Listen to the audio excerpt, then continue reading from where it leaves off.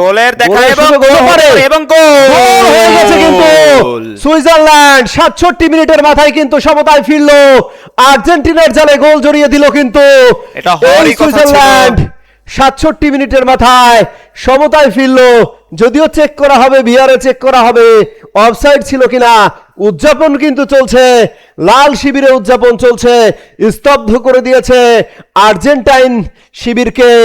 অবিশ্বাস্য, রীতিমতো বলতে গেলে তাকিয়ে তাকিয়ে দেখতে হলো ডিফেন্ডারদেরকে।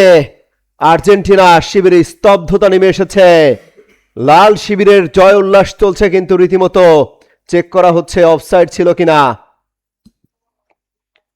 সেই সুযোগ, অবিশ্বাস্য পাস দেখুন, দুর্দান্ত। এমিলিয়ানো মার্টিনেজ কিন্তু হা হয়ে থাকলো, তাকে কিন্তু পরীক্ষা দিতে হলো না খুব বেশি একটি। অফসাইডের সুযোগ নেই, একেবারে সুযোগ নেই। রীতিমতো একেবারে বা পায়ের মাঝখান দিয়ে পায়ের নিচ এমিলিয়ানো দিয়ে চলে মার্টিনেজ গিয়েছে। পায়ের নিচ দিয়ে কিন্তু বল জালে জড়িয়ে গেল। কোনো সুযোগ নেই। সুইজারল্যান্ড 1 আর্জেন্টিনা 1, একেবারে ম্যাচের সমতায় ফেরার। আপনি যেটি বলছিলেন যে কোনো মুহূর্তে কিন্তু গোল খেয়ে যেতে পারে, সেটিই হলো আশিক। একের পর এক অ্যাটাক, কতগুলো ঠেকাবে তুমি, সেটি কিন্তু করলো। ম্যাচের নিয়ন্ত্রণ কিন্তু অনেকটা এখন সুইজারল্যান্ডের দখলে।